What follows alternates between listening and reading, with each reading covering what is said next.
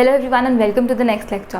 पिछली क्लास में हम लोगों ने जीएसटी का जो पूरा कॉन्सेप्ट है अच्छे तरीके से समझ लिया था और हमने देख लिया था कि इनपुट टैक्स क्रेडिट वाली जो चीज़ होती है क्या तो वो चीज़ होती है और कैसे हमें उसका इफ़ेक्ट देना होता है। साथ ही में हमने सीख लिया था कि जीएसटी की अकाउंटिंग के लिए जर्नल एंट्रीज क्या क्या होती हैं। तो आज हम लोग करेंगे एक क्वेश्चन अकाउंटिंग फॉर जीएसटी से रिलेटेड। तो हम लोग करने वाले हैं इलस्ट्रेशन 1। यहाँ लिखा है past entries in the book of Ashok Brothers, assuming that all transactions have been entered within the state of Bihar and assuming CGST at the rate of 6% and SGST at the rate of 6%।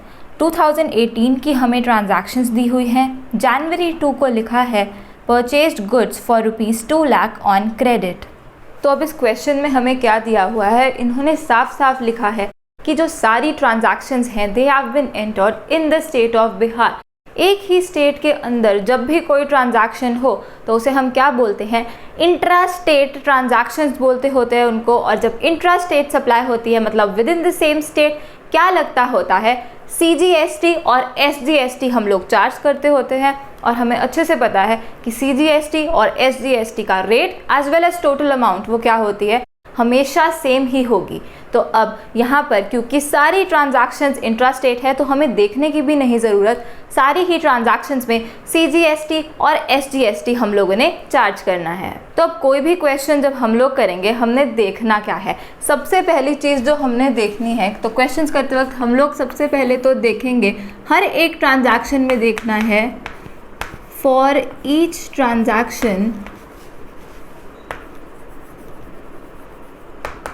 हमें देखना होगा कि ये intra state है या फिर क्या है, इंटर स्टेट। हमें इसका मीनिंग तो अच्छे से पता है क्योंकि हम लोगों ने ऑलरेडी चीज़ सीख ली थी, intra state within the same state और inter state within 2 different states. तो in case of intra state अगर एक ट्रांजैक्शन इंट्रा स्टेट है हम सीजीएसटी और एसजीएसटी चार्ज करेंगे, इन दोनों का रेट क्या होता है, सेम होता है। और अगर इंटर स्टेट ट्रांजैक्शन होती है हमारे पास तो हम लोग आईजीएसटी को चार्ज करेंगे और जो आईजीएसटी का रेट होता है वो इक्वल होता है ये सीजीएसटी प्लस एसजीएसटी। ये भी हम लोगों ने अच्छे से सीख लिया था। तो यहाँ पर क्वेश्चन में स्टार्टिंग में ही इन लोगों ने बता दिया है सारी ही transactions within the same state of Bihar में ही हुई हैं सारी। तो हमें पता है हर ट्रांजैक्शन में ही क्या होगा, सीजीएसटी और एसजीएसटी इन्वॉल्व होगा। लेकिन ये वाले क्वेश्चन में ऐसा लिखा हुआ था, बाकी क्वेश्चंस में ऐसा नहीं होने वाला। तो एक एक ट्रांजैक्शन के लिए आपको देखना पड़ेगा कि वो इंट्रा स्टेट ट्रांजैक्शन है या फिर वो इंटर स्टेट ट्रांजैक्शन है। जो भी वो होगी, इंट्रा स्टेट हुई सीजीएसटी एसजीएसटी और अगर इंटर स्टेट हुई तो हम आईजीएसटी इन्वॉल्व करेंगे। साथ ही में हमने क्या ध्यान रखना है, हमने ध्यान रखना है कि अगर हमने परचेज करी है तो हम क्या करते हैं, हम जीएसटी को पे करते होते हैं। ये चीज़ भी हमें अच्छे से पता है। तो जीएसटी पे करते हैं इसका मतलब इनपुट टैक्स आएगा वहाँ पर। अब ये इनपुट टैक्स क्या आएगा, अगर तो इंट्रा स्टेट ट्रांजैक्शन है तो इनपुट सीजीएसटी इनपुट एसजीएसटी आएगा और अगर इंटर स्टेट ट्रांजैक्शन है तो इनपुट आईजीएसटी हमारे पास आया करेगा। ऐसे ही अगर हमने सेल करी तो सेल के केस में क्या होता है, हम लोग करते हैं जीएसटी रिसीव, जो कि हमारे लिए क्या होती है, एक लायबिलिटी होती है। ऐसे ही जब भी हम जीएसटी पे करते हैं ये जो इनपुट टैक्स होता है ये हमारे लिए एसेट होता है। यहाँ लिख भी लेते हैं कि ये होता है हमारे लिए एसेट। और जब जीएसटी रिसीव करते हैं तो आउटपुट टैक्स इन्वॉल्व हो जाता है।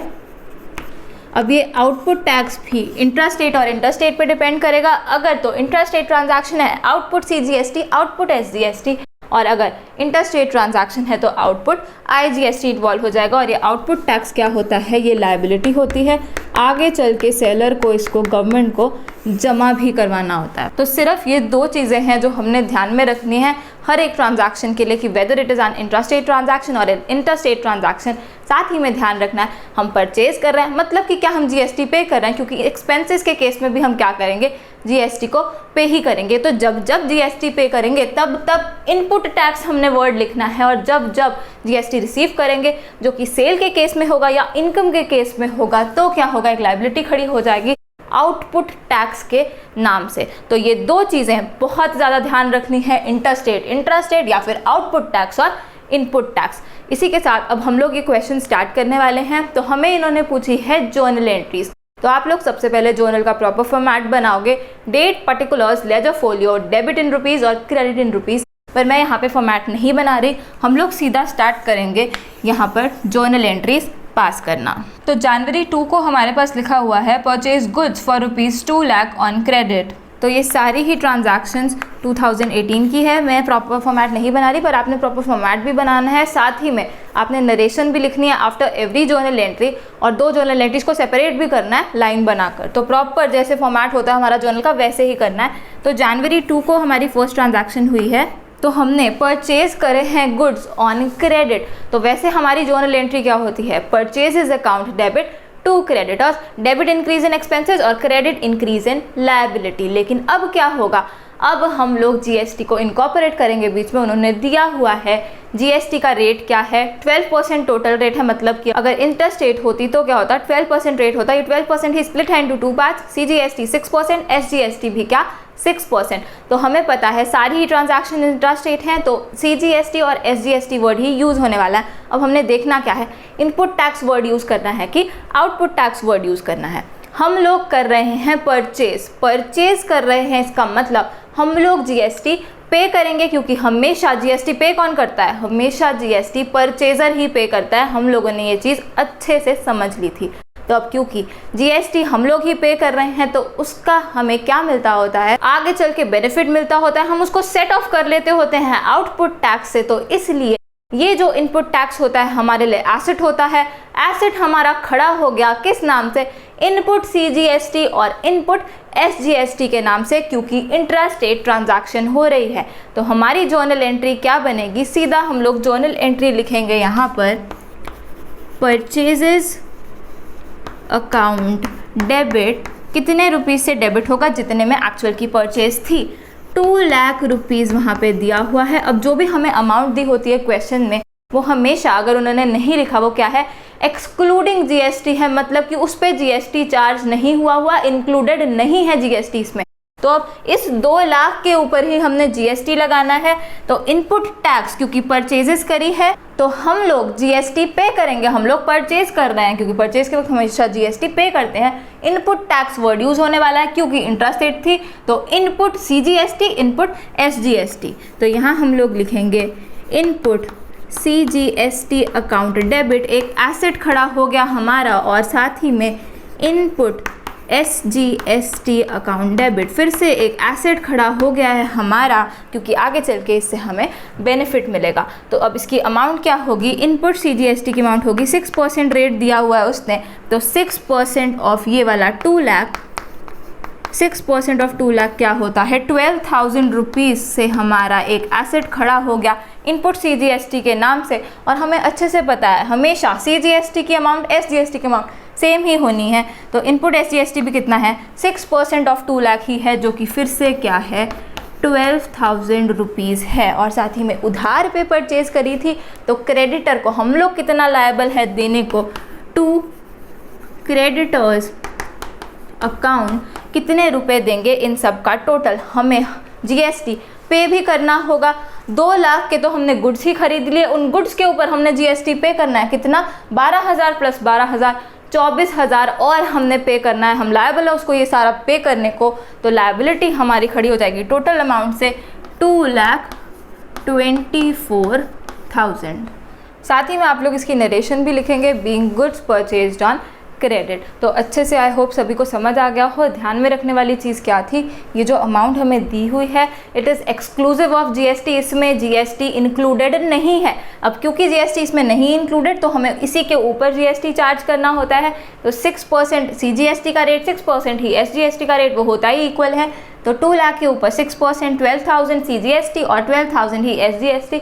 ध्यान में यही रखता था कि इनपुट वर्ड यूज़ होना था यहाँ पर, क्योंकि हमने जीएसटी पे करा है, एक एसेट खड़ा हो जाएगा इनपुट सीजीएसटी और इनपुट एसजीएसटी के नाम से। आगे चल के इस इनपुट टैक्स को हम सेट ऑफ कर लेंगे जब हमने एक्चुअल में पैसे जमा करवाने होंगे गवर्नमेंट को।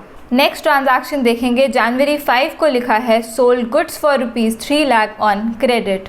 तो अब हम लोग क्या कर रहे हैं इस ट्रांजैक्शन में, पहले हमने परचेज करी थी उधार पर, अब हम लोग सेल कर रहे हैं उधार पर। कोई मुश्किल बात नहीं है। तो ये थी जनवरी 2 को हमने फर्स्ट जर्नल एंट्री पास करी।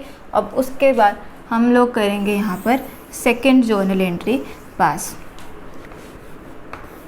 तो इसकी डेट है जनवरी 5 और हम लोगों ने उधार पर गुड्स बेचे हैं 3 लाख रुपए के।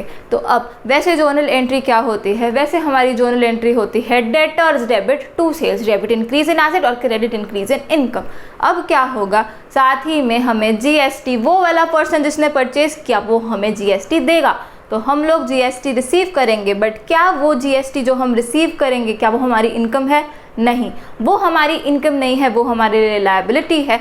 आगे चल के हम लोगों को, गवर्नमेंट को वो पैसे जमा करवाने हैं। और साथ ही में क्या ध्यान रखना है, अब हमने सेल करी, हमने जीएसटी रिसीव किया, तो वो हमारे लिए क्या है, आउटपुट टैक्स है वो। तो आउटपुट टैक्स यहाँ पे वर्ड यूज होना है। तो क्योंकि इंट्रास्टेट ही है सारी transactions, output CGST, output SGST involve हो जाएगा जो कि लायबिलिटी है। तो क्रेडिट इंक्रीज इन लायबिलिटी, साथ ही में हमें आउटपुट सीजीएसटी और आउटपुट एसजीएसटी को भी क्रेडिट करना है। तो हम लोग इसकी जर्नल एंट्री लिखेंगे डेटर्स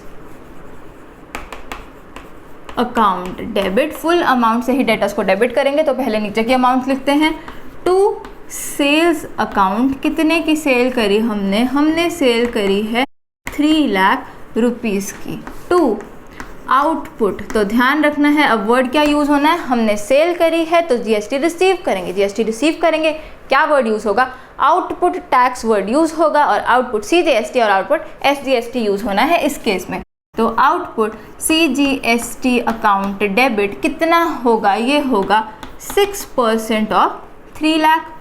तो 6% ऑफ 3 लाख कितना होता है, ये होता है 18,000। और साथ ही में क्या होगा, टू आउटपुट एसजीएसटी अकाउंट, फिर से कितना 18,000 ही होगा ये भी, क्योंकि जो सीजीएसटी और एसजीएसटी की अमाउंट होती है वो सेम होती है। तो बहुत ज़्यादा आसान सी चीज़ है ये, सिर्फ दिमाग खोलकर हर एक ट्रांजैक्शन को पढ़ना है। सारे कॉन्सेप्ट ध्यान में होने चाहिए कि क्यों किसी चीज़ को डेबिट कर रहे हैं, क्यों किसी चीज़ को क्रेडिट कर रहे हैं।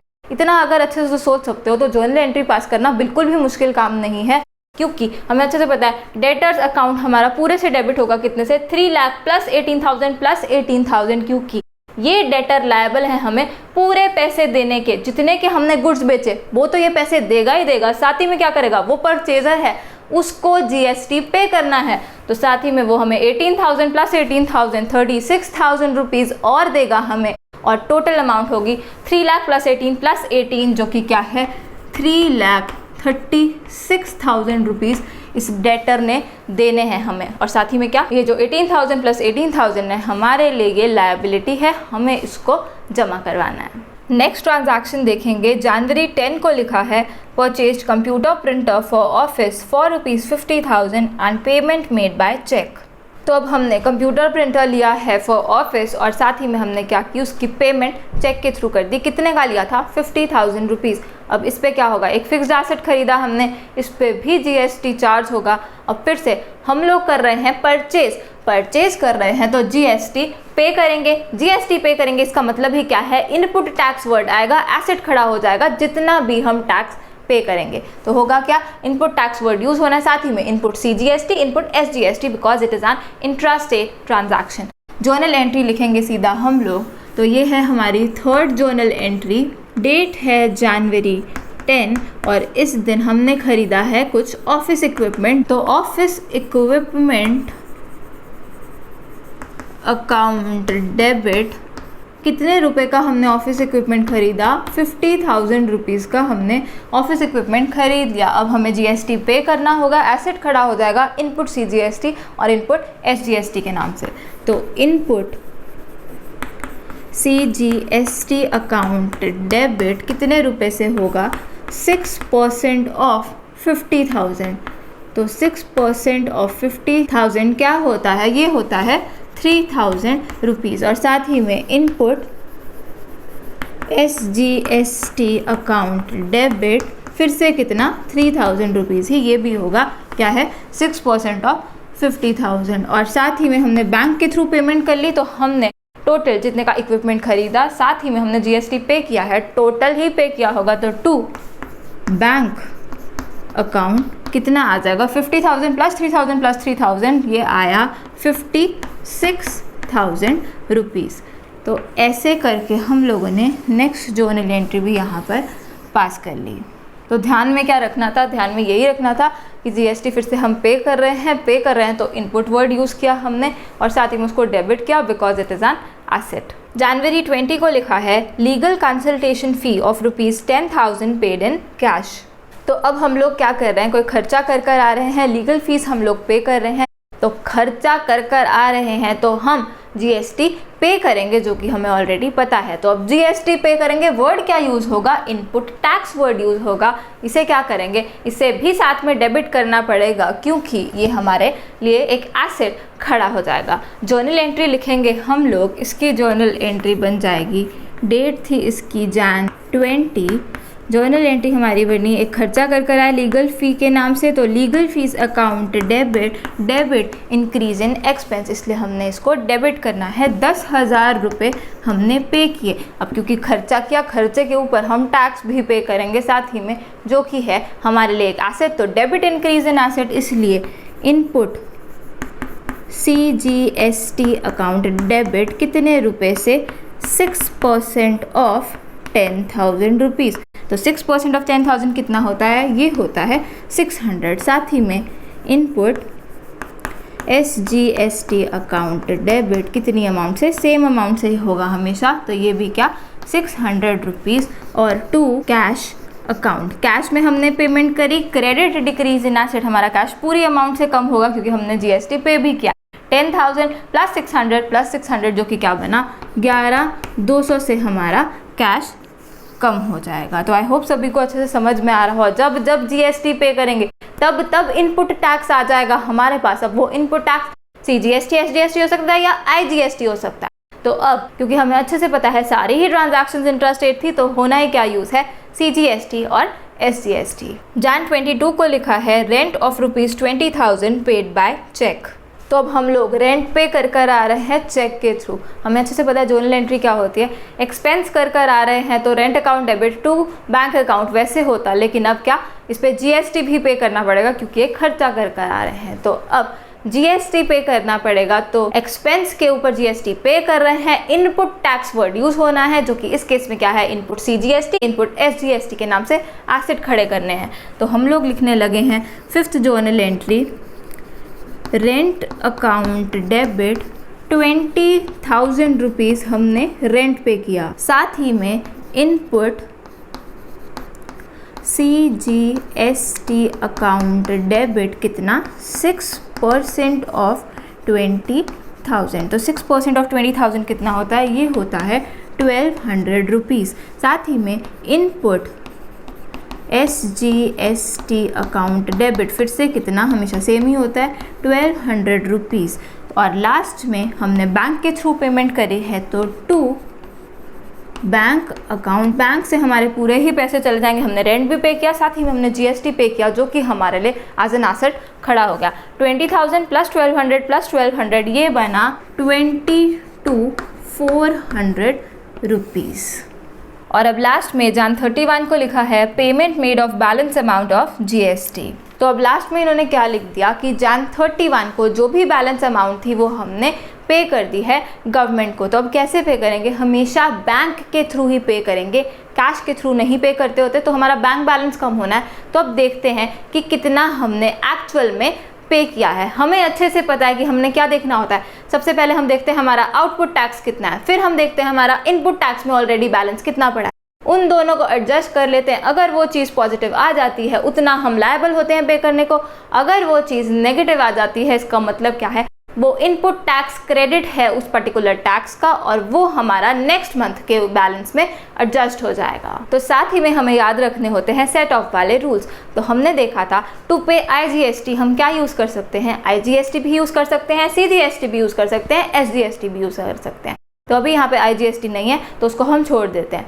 फिर हमने देखा था CGST को पे करने के लिए हम लोग CGST यूज़ कर सकते हैं, IGST यूज़ कर सकते हैं, और SGST को पे करने के लिए हम लोग SGST यूज़ कर सकते हैं और IGST यूज़ कर सकते हैं।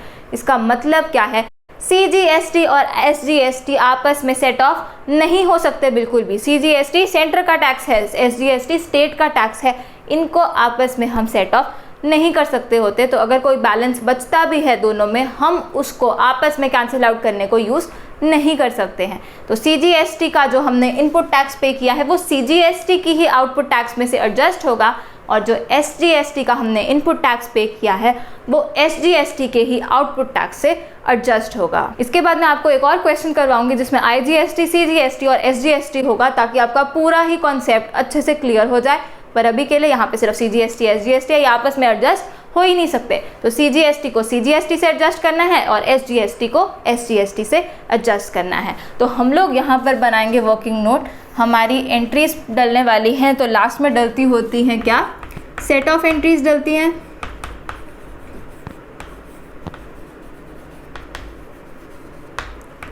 तो एक तो हम एंट्री डालेंगे फॉर एडजस्टिंग CGST और एक हम डालेंगे फॉर एडजस्टिंग SGST।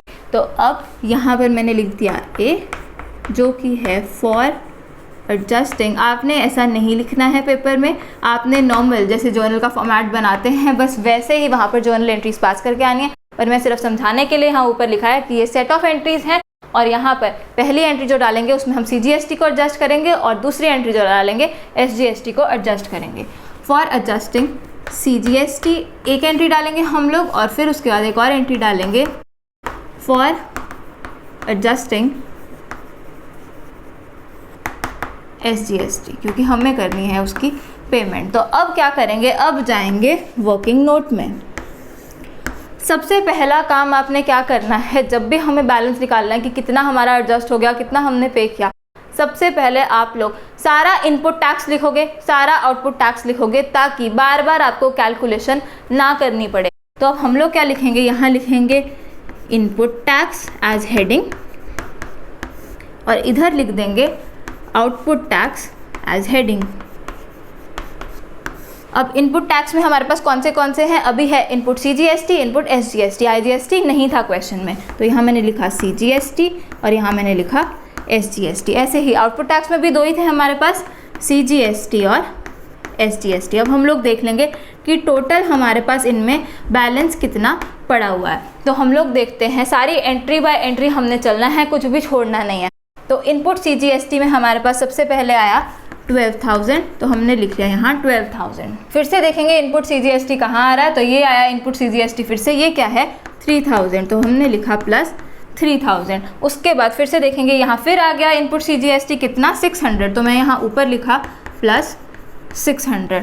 उसके बाद फिर से आया इनपुट CGST कितना 1200, तो यहाँ लिखा प्लस 1200, और अब यहाँ पर कुछ भी नहीं है। तो इनपुट CGST हमारे पास कितना पड़ा है 12,000 प्लस 3,000 प्लस 600 प्लस 1200, जो कि कितना बना, ये बना है 16,800 रुपीज़। तो हमारे पास इनपुट CGST पड़ा है, मैं यहाँ लिख रही हूँ 16,800। तो अब बिना देखे ही लिख सकते हो SGST भी कितना ही पड़ा होगा, हमारे पास इनपुट SGST भी इक्वल अमाउंट का ही पड़ा होगा, क्योंकि हमें अच्छे से पता है input CGST input SGST equal rate है, इक्वल अमाउंट पे लगना है, तो क्या होगा, इसकी टोटल अमाउंट भी इक्वल ही होती है। तो इनपुट SGST भी हमारे पास यही होगा, पर हम फिर भी, ताकि हमें पता चले हमने कैलकुलेशन कोई गलत तो नहीं करी, फिर से हम लोग ये लिख लिया करेंगे। अगर आपका ये मिसमैच किया, मतलब कि कोई अमाउंट आपने मिस कर दी या फिर कोई वैल्यू गलत लिखी है, तो इनपुट SGST में भी क्या होगा, इनपुट SGST फिर से हमारे पास है 12,000, फिर हमारे पास है इनपुट SGST यहाँ पर 3,000, फिर से हमारे पास यहाँ पे इनपुट SGST 600, और फिर से हमारे पास यहाँ पे है इनपुट SGST 1200। तो अब इसका टोटल भी क्या, इसका टोटल भी आया 16,800। तो इनपुट CGST भी हमारे पास 16,800 रुपीज़ है, और इनपुट SGST भी हमारे पास कितना है 16,800 रुपीज़ ही हमारे पास इनपुट SGST है। तो हमने यहाँ पे पहले कैलकुलेट कर लिया कि टोटल हमारे पास इनपुट टैक्स कितना पड़ा है। इनपुट CGST पड़ा है 16,800 और इनपुट SGST भी पड़ा है 16,800। अब हम लोग देखेंगे हमारे पास आउटपुट CGST कितना है और आउटपुट SGST कितना है। तो हम लोग देखेंगे अपनी जर्नल एंट्रीज और वहाँ पर करेंगे। तो आउटपुट CGST हमारे पास पड़ा है 18,000, तो हमने यहाँ लिखा 18,000 और उसके बाद कहीं पे भी आउटपुट CGST नहीं है। और अब देखेंगे आउटपुट SGST कितना है, वो भी क्या है 18,000। 1000। तो हम लोगों ने ये नोट कर लिया क्योंकि कैलकुलेशन के लिए हमें यही चाहिए होता है कि कितना हमारे पास टोटल इनपुट CGST पड़ा है, कितना टोटल आउटपुट CGST पड़ा है, और कितना टोटल इनपुट SGST पड़ा है, और कितना टोटल आउटपुट SGST पड़ा है। तो ये हमारा ऑलरेडी कैलकुलेट हो गया। अब हम लोग निकालेंगे अपना बैलेंस कि कितना हमने पे करना है। तो हमें अच्छे से पता है, यहाँ पे मैंने लगाई लाइन, तो यहाँ पे हम CGST का कैलकुलेट कर लेंगे और यहाँ पे हम SGST का कैलकुलेट करेंगे कि कितना कितना हमने पे किया है। तो यहाँ मैंने लिखा आउटपुट CGST। हम वैसे लायबल कितना थे गवर्नमेंट को देने को? हम लायबल थे 18,000 देने को।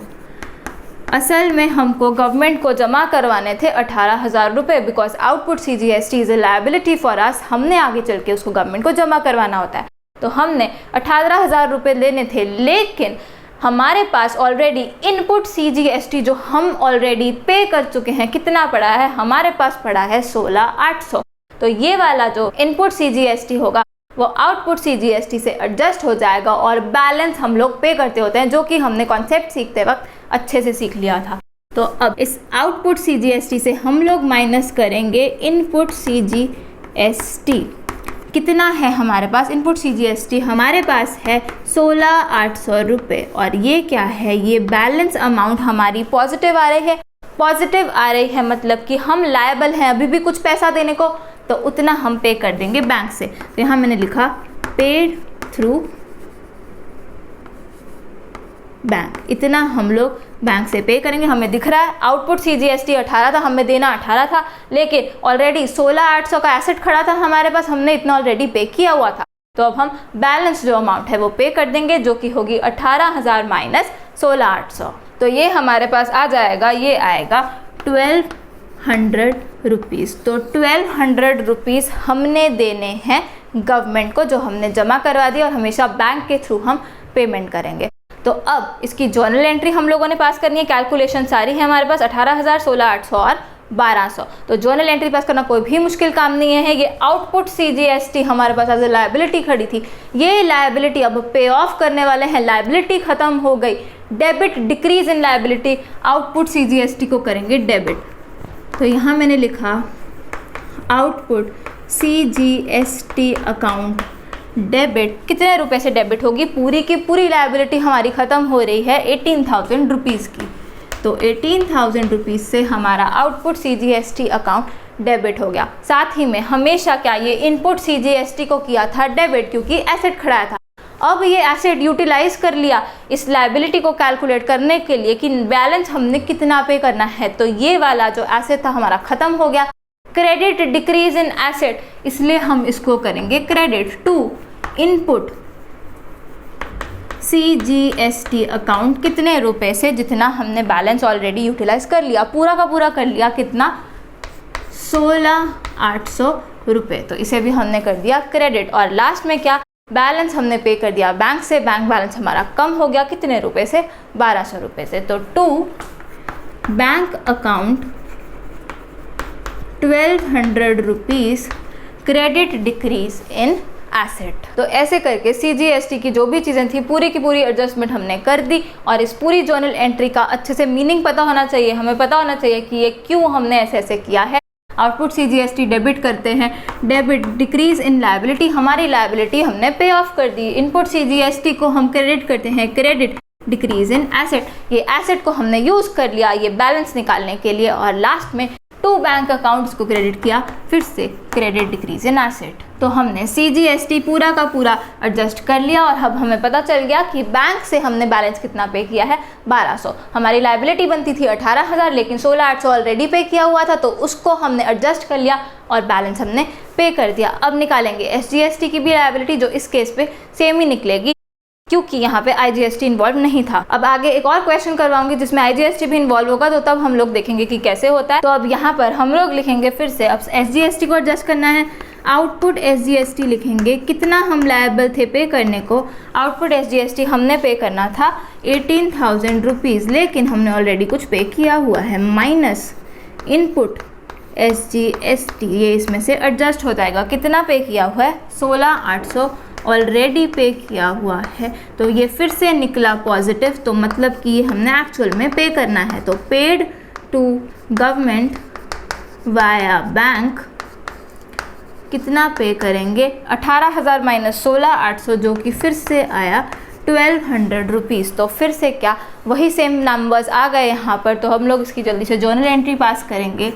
आउटपुट SGST अकाउंट डेबिट, पूरी की पूरी लाइबिलिटी हमारी ख़त्म हो गई 18,000 रुपये वाली, टू इनपुट SGST अकाउंट 16,800 रुपये। हमने अपना ये एसेट ख़त्म कर लिया क्योंकि हमने उसको एडजस्ट कर लिया अपनी लाइबिलिटी में से। और टू बैंक अकाउंट, बैलेंस जो था वो हमने पे कर दिया जो कि है 1200 रुपीज़। तो ऐसे करके ये वाला जो हमारा क्वेश्चन है वो पूरे तरीके से ख़त्म हो गया। आई होप सभी को अच्छे से ये पूरा कॉन्सेप्ट GST का समझ में आ गया हो, पूरा मैकेनिज्म अच्छे से समझ में आया हो कि कैसे ये चीज़ें वर्क करती हैं। ध्यान में सिर्फ रखना ही क्या होता है, ध्यान में यही रखना होता है कि परचेज कर रहे हैं, सेल कर रहे हैं, परचेज कर रहे हैं GST पे करेंगे, अगर कोई एक्सपेंस पे कर रहे हैं तो भी GST पे कर रहे हैं। And in the case of sale हम क्या कर रहे हैं, हम GST रिसीव कर रहे हैं तो आउटपुट टैक्स हमारा यूज़ होता है। And in case of payment of GST तब क्या वर्ड यूज़ होता है, इनपुट टैक्स वर्ड यूज़ होता है। इनपुट टैक्स एसेट होता है तो जब परचेज करेंगे एसेट खड़ा हो जाएगा, और आउटपुट टैक्स लायबिलिटी होती है तो जब सेल करेंगे ये हमारी लायबिलिटी बढ़ जाती होती है। फिर क्या होता है, लास्ट में हम लोग बस सेट ऑफ कर लेते होते हैं वो आउटपुट और इनपुट को। ध्यान में क्या रखना है, CGST जो है वो CGST के लिए यूज़ होगा, SGST जो है वो SGST के लिए यूज़ होगा। CGST और SGST आपस में एडजस्ट नहीं हो सकते। तो इस केस में तो कोई बैलेंस निकला भी नहीं था क्योंकि यहाँ पे पॉजिटिव ही आ गया था, तो पेमेंट ही करनी थी बैंक को। बाय चांस ये नेगेटिव आ जाता, यहाँ पे कुछ बैलेंस बचता CGST का, तो हम लोग क्या करते, तो भी हम इसको इसमें से माइनस नहीं कर सकते थे क्योंकि CGST SGST आपस में एडजस्ट नहीं हो सकते। और इन दिस केस क्या था, सारी ट्रांजैक्शंस इंट्रास्टेट थी, इसलिए हमने इनपुट टैक्स वर्ड यूज़ किया होता है, आउटपुट टैक्स हमने CGST और SGST साथ में लिखा। तो ये तरीका होता है जर्नल एंट्रीज पास करने का इन केस ऑफ GST। तो जब जब GST आएगा तब ऐसे करके हमने जर्नल एंट्रीज पास करनी है। लास्ट में वर्किंग नोट बनाएंगे, देखेंगे टोटल इनपुट टैक्स कितना बढ़ा है, इनपुट SGST और इनपुट CGST, या अगर IGST हो तो इनपुट IGST भी यहीं पर आएगा। और ऐसे ही देखेंगे आउटपुट टैक्स कितना पड़ा है, output CGST, output SGST, output IGST। और उसके बाद हम लोग कर लेते होते हैं ये सेट ऑफ वाली चीज़ें देखने के लिए कि कितना बैलेंस हमने पे करना है। तो इसी के साथ ये वाला क्वेश्चन यहाँ पर ख़त्म होता है। नेक्स्ट लेक्चर में हम लोग एक और क्वेश्चन करेंगे GST का, जो कि लास्ट क्वेश्चन होगा, और उसके थ्रू आपको अच्छे से पता चल जाएगा कि कैसे हम लोग सेट ऑफ वाली चीज़ें करते होते हैं, क्योंकि उसमें IGST भी इन्वॉल्व होगा, CGST भी और SGST भी। तो thanks for watching, I will see you in the next lecture. Keep smiling and keep learning. Bye bye.